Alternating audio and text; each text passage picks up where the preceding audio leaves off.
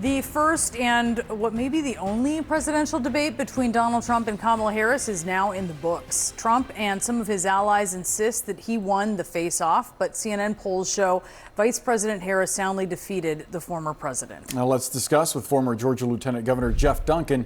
He's part of Republicans for Harris. Jeff, thanks so much for being with us. What are you hearing from Republicans and independents that you've spoken to that went into last night open to hearing the VP's pitch?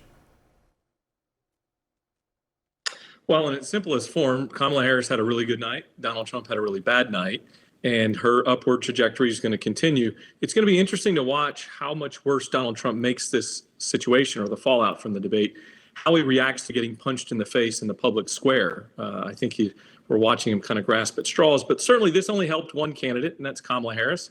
And for me, as a Republican who's trying to play a bank shot here of electing a Democrat so we can actually get our party back by defeating Donald Trump permanently, this was a good night last night. But work to be done and minds to be convinced still. I do think there's this growing sense of encouragement, a sense of responsibility amongst Republicans to do the right thing in this race. So I do think we're starting to see a groundswell.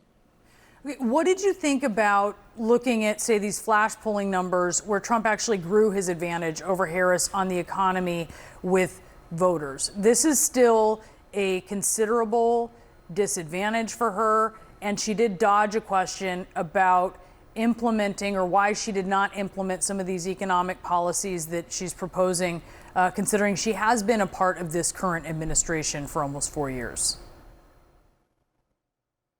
Yeah, certainly. I mean, there's a staggering delta between his polling numbers on the economy and hers, and certainly that's a difficult spot for her. But I do think that the economy is so complex right now, right? I mean, if you're an individual who's trying to find a way to retire in the next few years, you're really happy with this economy. Your 401k is strong, your investments are strong, your house is worth more than it's ever been.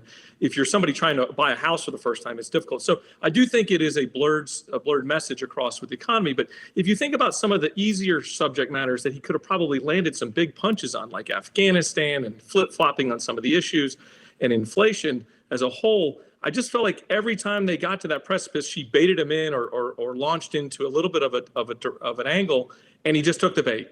And he never really amplified really what he should have taken her to task for. That was his fault, not hers. Jeff, what did you make of his line about people eating dogs? Yeah, I'm confused, right? I got 3 teenage kids, so I mean, they kind of keep me up to date. I had no idea what was going on until I started Googling. But look, we're trying to elect a commander-in-chief to help us figure out a way to navigate through difficult situations globally, domestically, the border. Certainly, if he wants to play that game, and look, that's really kind of been the shtick he's played.